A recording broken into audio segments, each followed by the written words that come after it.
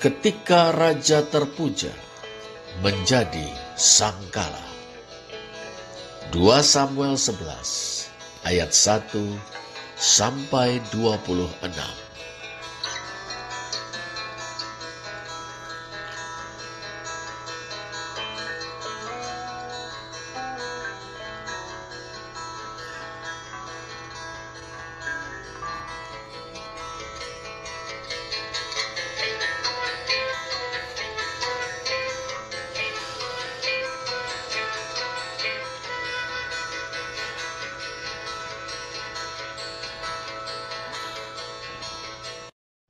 Saudara, sejarah diukir dengan kejayaan.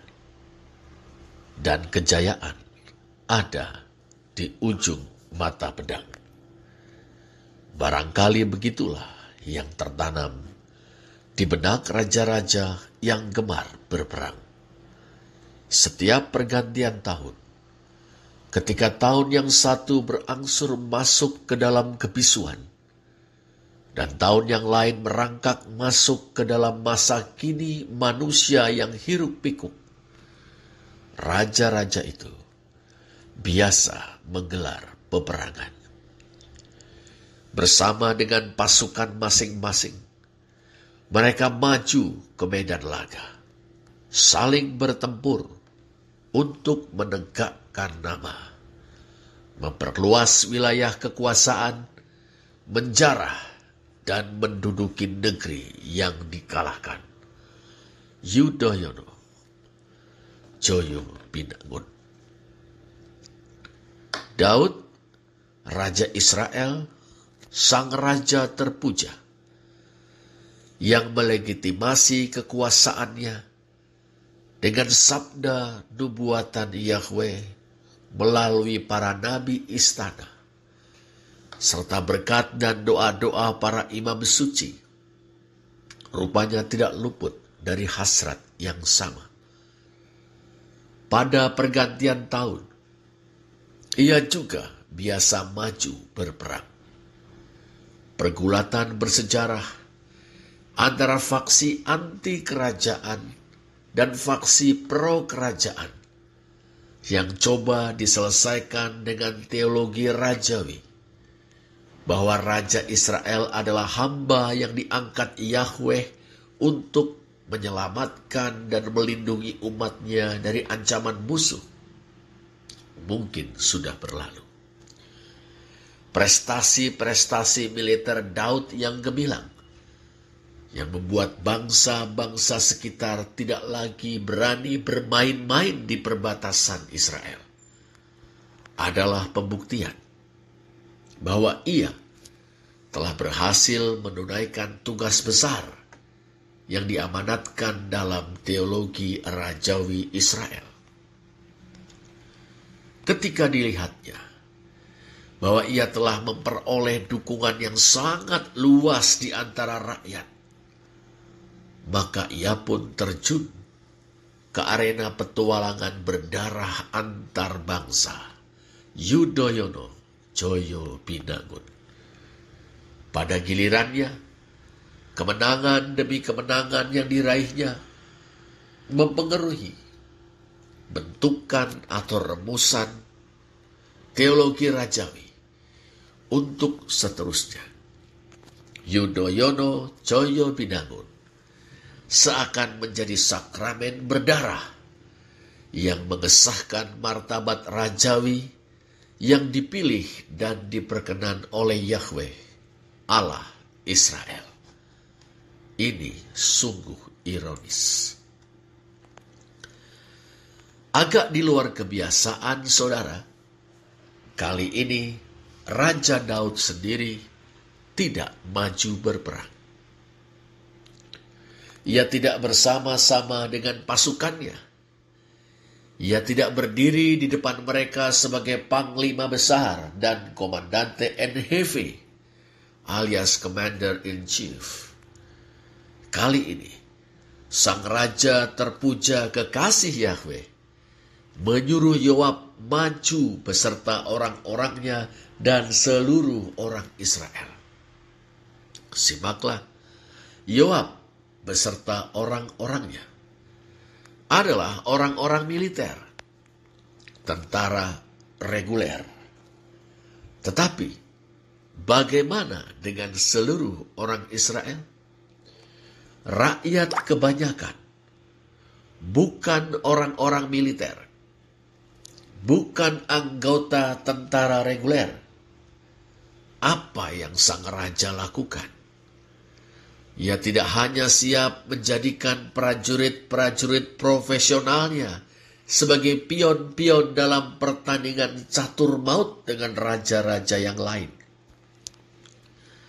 Daud juga menyodorkan rakyat kebanyakan ke medan laga sebentuk wajib militer, karena ia belum mempunyai prajurit-prajurit profesional dalam jumlah yang memadai. Mungkin saja. Tapi apa urgensinya? Bukankah ini Yudhoyono Joyo Binangun yang tidak ada kaitannya dengan tugas peperangan seorang raja Israel, yakni menyelamatkan dan melindungi bangsanya? Memang, tapi tidak ada kaitannya. Tidak sama dengan tidak bisa dikaitkan. Sebab teologi rajawi, perang Tuhan, sejauh melibatkan manusia sebagai alat di tangannya, sejatinya merupakan perang rakyat. Persis sebagaimana tergambar dalam kitab Hakim-Hakim dan lembaran-lembaran awal kitab 1 Samuel. Perang yang mengerahkan rakyat, yakni para petani merdeka, untuk membebaskan diri dari penjajahan atau membela negeri mereka dari serangan musuh. Sekarang, Baginda berpretensi menjadikan hasratnya akan kejayaan sebagai perang Tuhan. Bila dibahasakan dengan cara lain, Raja Daud membuat perang agresi menjadi perang rakyat, perang yang bersifat defensif atau bertahan. Sebuah manipulasi, mungkin begitu kita menilainya. Ya, tapi kesannya jelas, rakyat mendukung rajanya. Ini pun sungguh ironis. Saudara, di bawah komando Panglima Yoab, pasukan gabungan tentara profesional dan para petani Israel memusnahkan Bani Amon dan mengepung kota Raba, ibu kota kerajaan Amon. Suatu laporan yang mendirikan bulu roma. Betapa tidak, memusnahkan Bani Amon.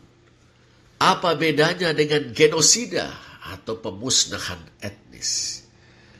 Tapi mungkin penjelasan ini menetralisir kengerian kita.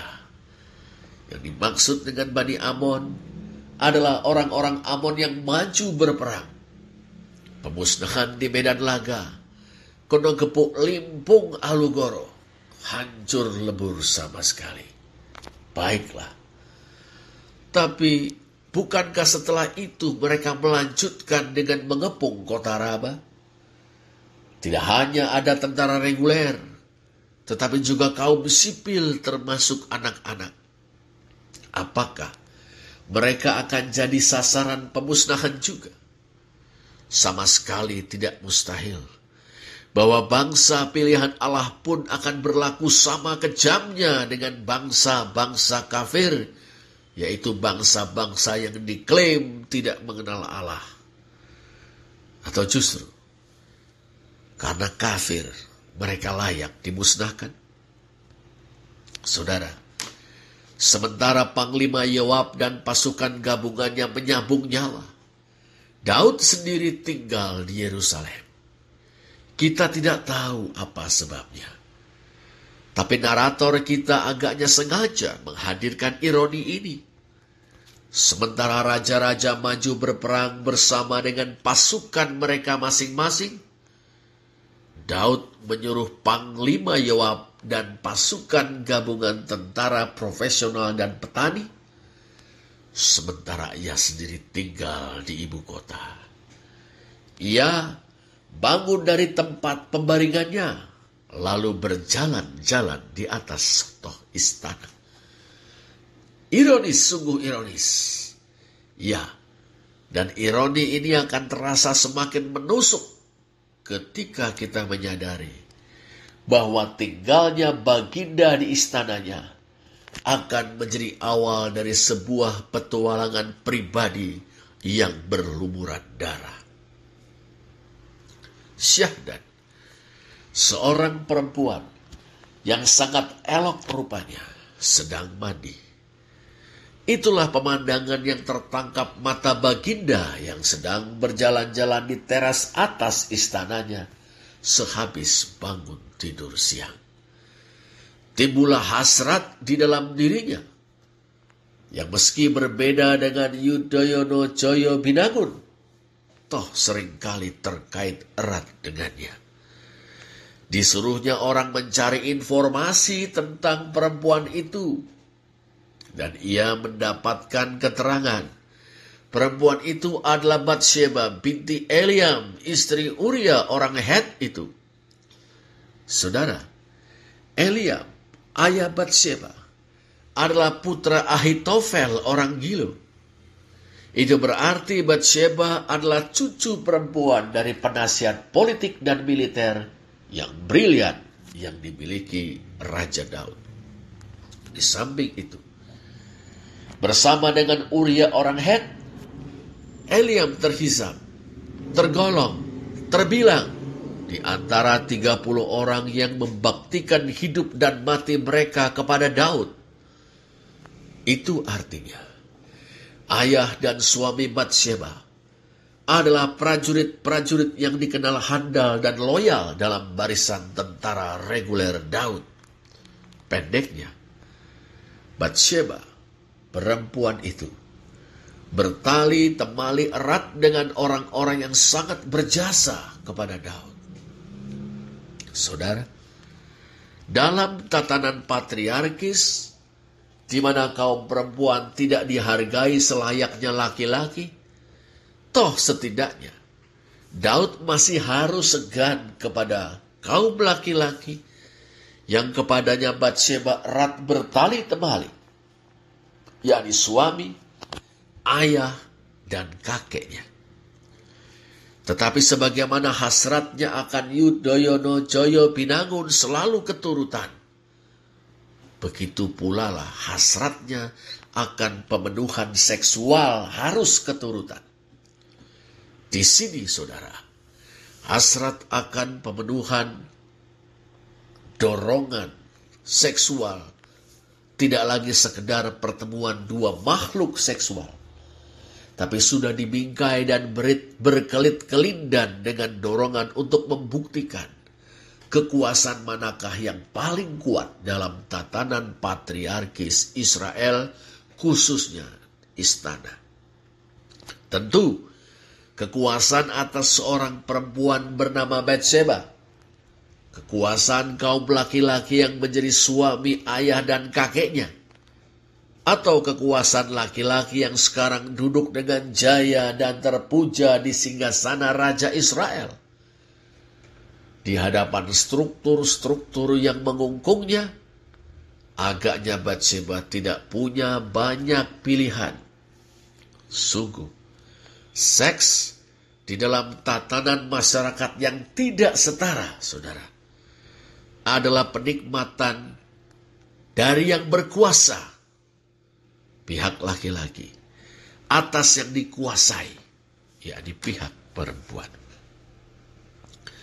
Relasi-relasi kekuasaan ini membantu kita untuk mengerti mengapa semuanya berjalan begitu lancar. Daud menyuruh orang memanggil Batsheba.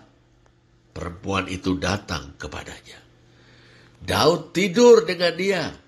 Setelah itu pulanglah perempuan itu ke rumahnya. Seakan memperkuat sentimen patriarkis, narator kita menggarisbawahi keberuntungan Daud dalam permainan kekuasaan dan perburuan nafsu yang gelap itu dengan mengatakan bahwa kala hubungan seks ilegal itu terjadi, Batseba baru selesai membersihkan diri dari kenajisannya.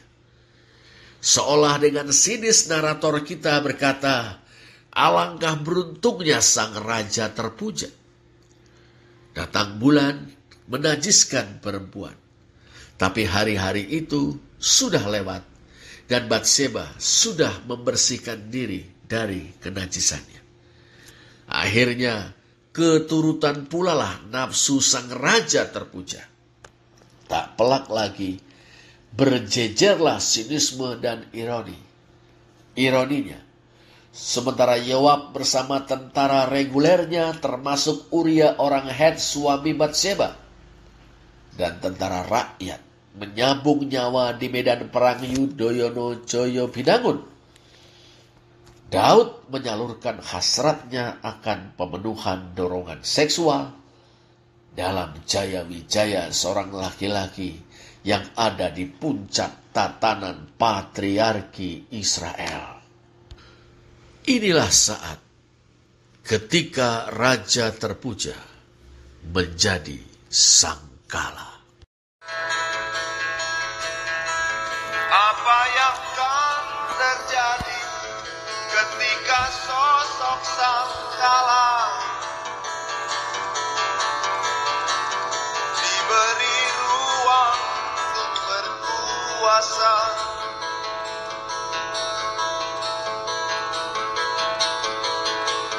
Kebanggaan dan semu, kemegahan dalam penantian,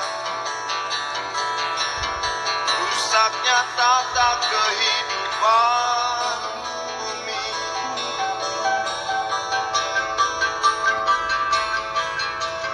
Bayi-bayi menjerit, menerawang, maki kerakusan, akal tanpa nurani. Apa yang akan terjadi? Apa yang terjadi nanti?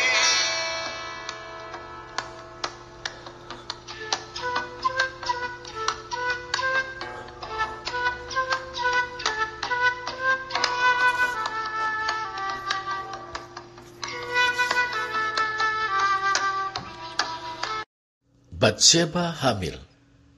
Ia menyuruh orang untuk memberitahukan itu kepada Daud. Kita tidak tahu bagaimana reaksi Daud saat mendengar informasi itu.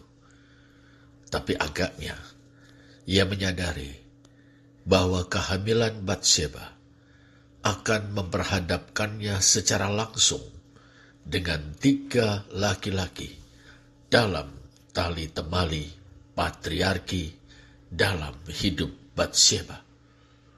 Pertama, Uria, suaminya. Kedua, Eliam, ayahnya. Dan ketiga, Ahitofel, kakeknya.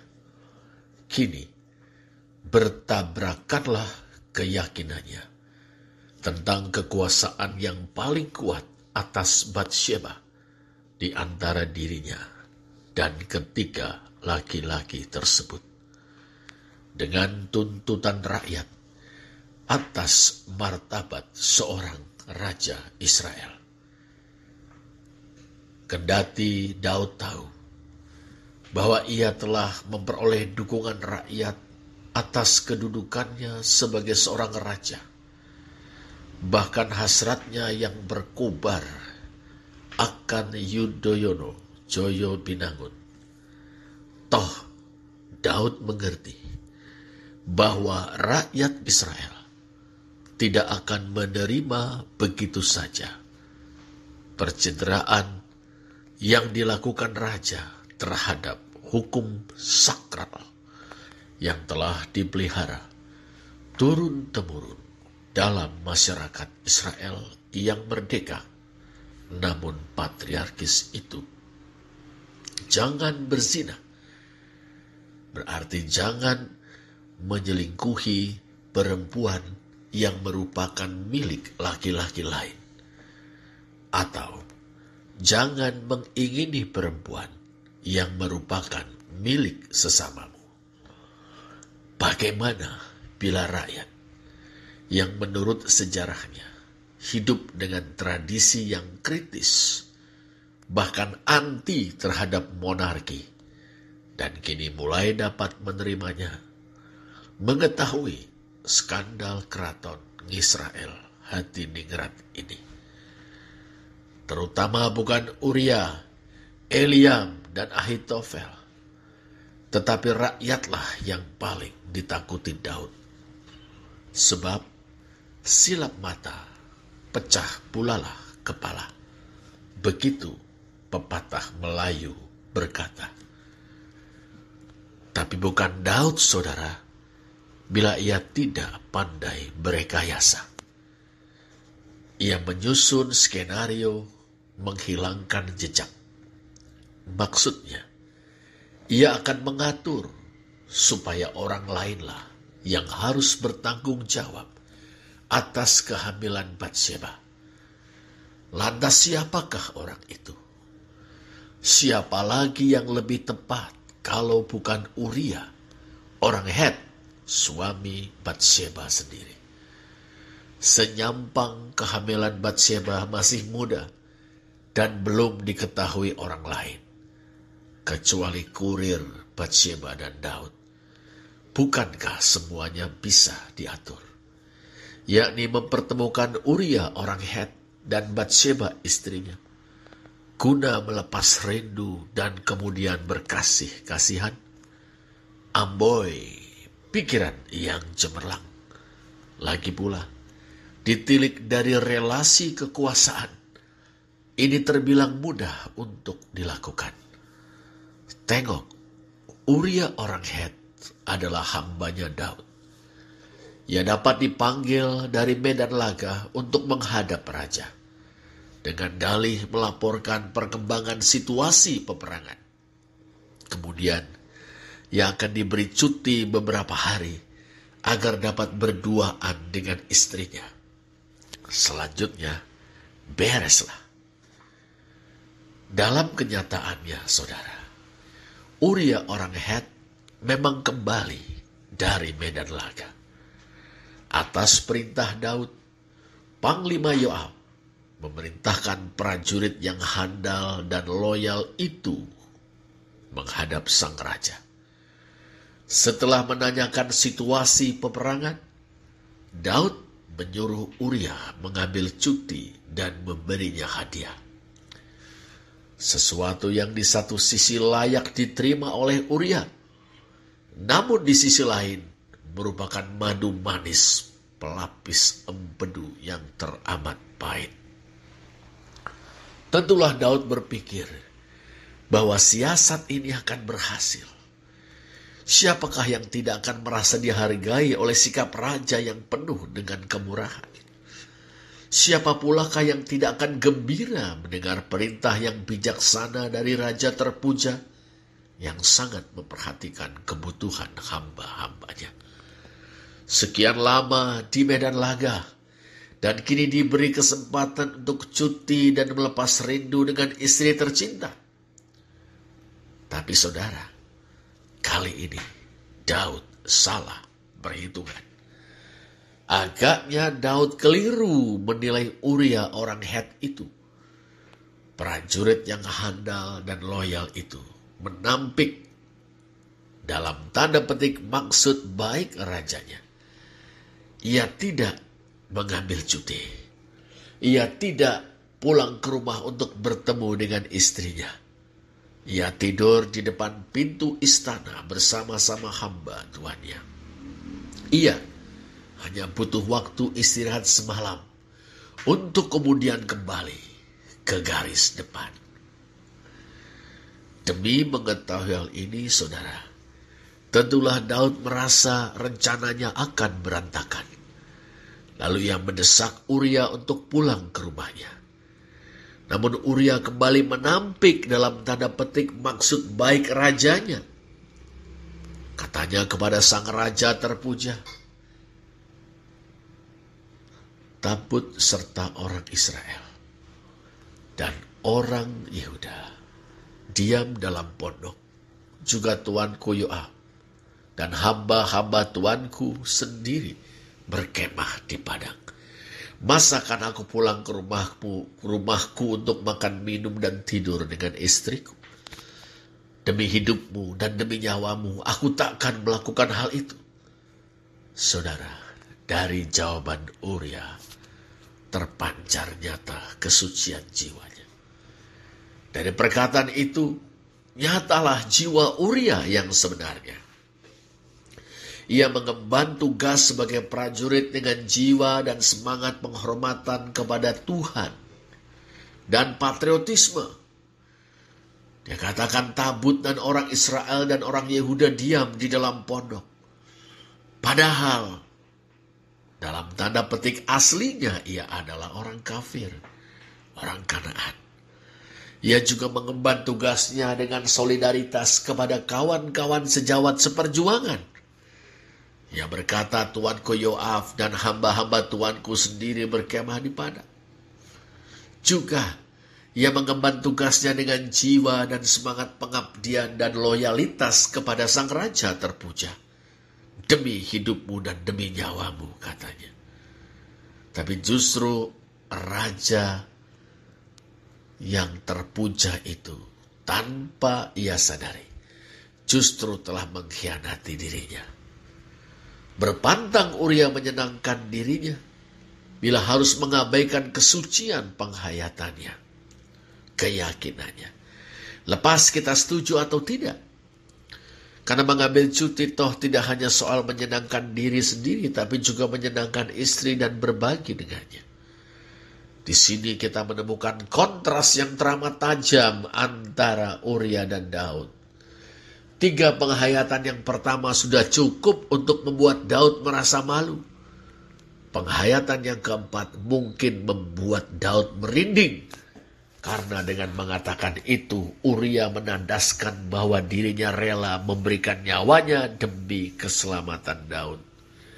Wahai, betapa kecilnya sang raja terpuja, yang tersohor sebagai kesayangan Tuhan atau Yahweh itu, di hadapan seorang prajurit yang berasal dari kalangan kafir.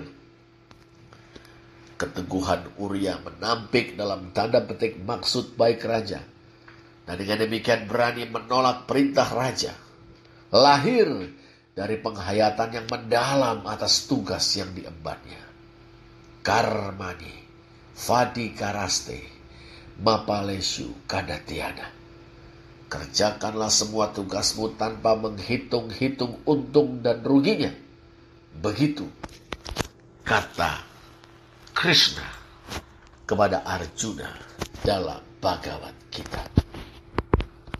Saudara, Daud harus mengakui bahwa di hadapan prajuritnya yang satu ini, ia berdiri sebagai ksatria kerdil yang menjadi pecundang di medan perang hati nurani. Urialah ksatria sejati. Urialah sang pahlawan. Urialah orang Het itu pemenangnya. Tapi ibarat sudah kepalang basah, mandi sekalian.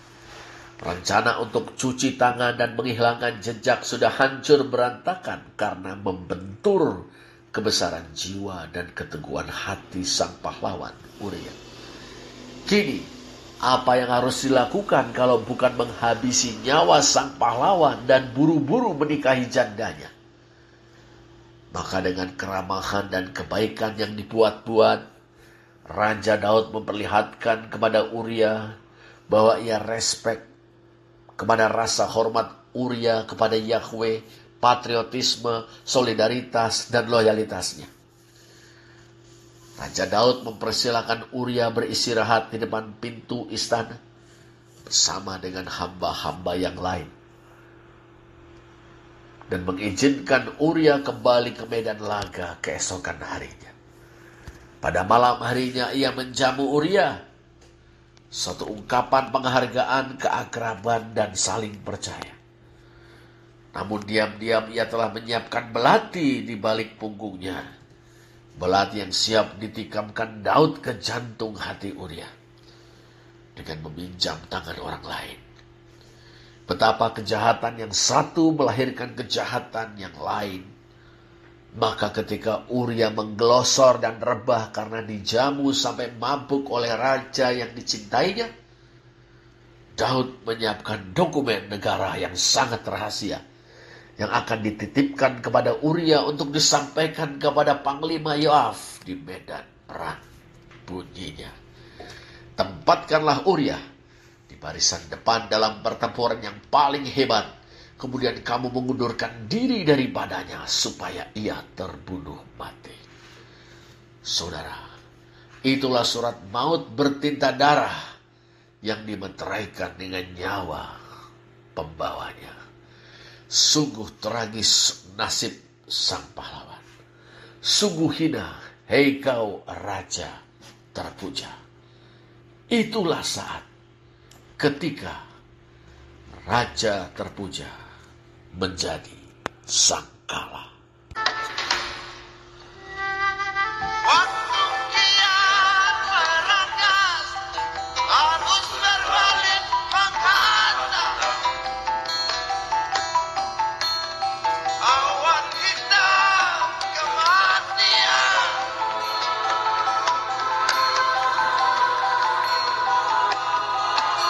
Mata saling memandang, semua bertanya-tanya. Berkata-kata tanpa suara. Apa yang akan terjadi? Apa yang terjadi kini? Sangkala menyeringai, menelan bumi ini. Saudara, bukan sehari dua hari Yoab mengenal Daud. Meski mungkin ia belum tahu duduk perkaranya.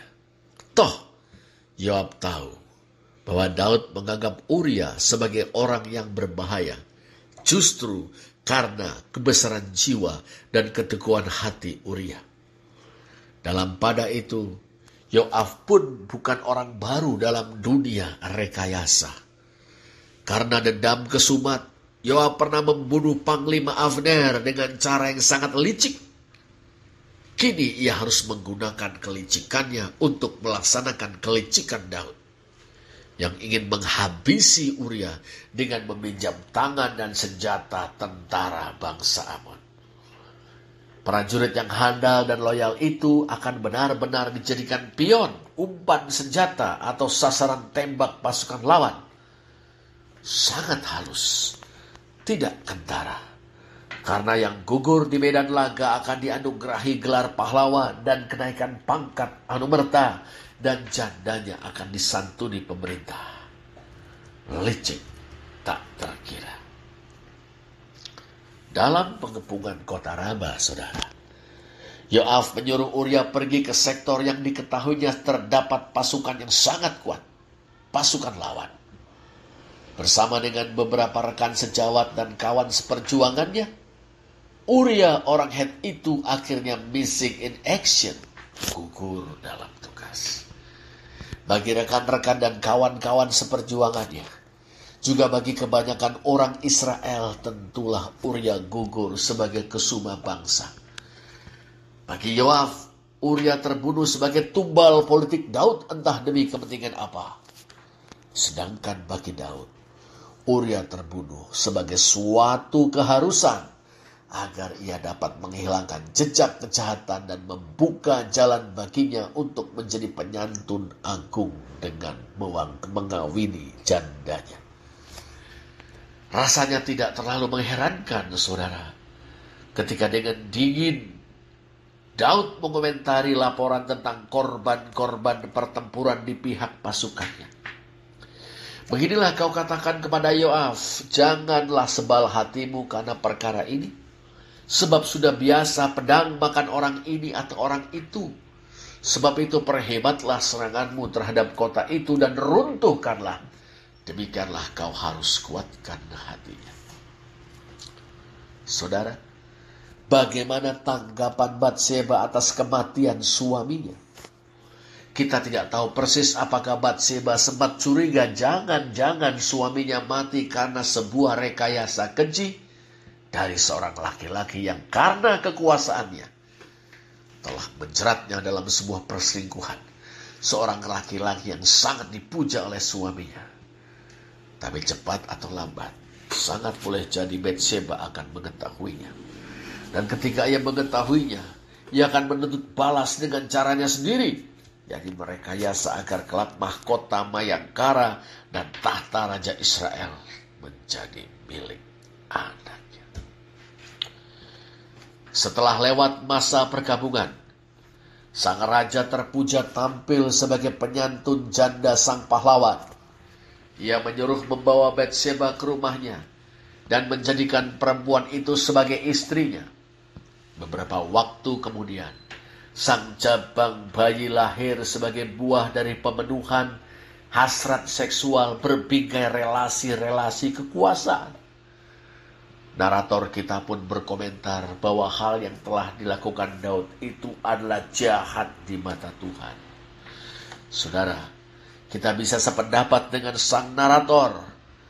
Tentu saja perbuatan Daud jahat, bahkan sangat jahat. Namun tak berlebihanlah kiranya bila kita bertanya kepadanya, bila hal yang dilakukan Daud jahat di mata Tuhan, mengapa Tuhan tidak bertindak mencegahnya sejak semula? Di mana pembelaan Tuhan terhadap Uria orang Het, satria dan pahlawan sejati yang besar jiwa dan teguh berpendirian itu? Di manakah dia ketika sang raja terpuja menjadi sangkala raksasa pemangsa? Hari ini saudara, ketika kaum penguasa bertingkah adikung, mendulang kejayaan, kekayaan, dan kemakmuran, serta berpesta pora dengan mengorbankan rakyat jelata, kita yakin komentar sang narator masih sangat mengena. Namun pertanyaannya pun tetap tinggal. Di mana pembelaan Allah terhadap mereka yang miskin, tertindas, dan teraniaya oleh kezoliman kaum penguasa? Sekali lagi saudara, di manakah Allah ketika para penguasa menjadi sangkala raksasa angkara murka? Mari kita merenung lebih dalam. Mari kita berpikir lebih tajam. Kita terus bergumul dengan kebenaran firman Tuhan.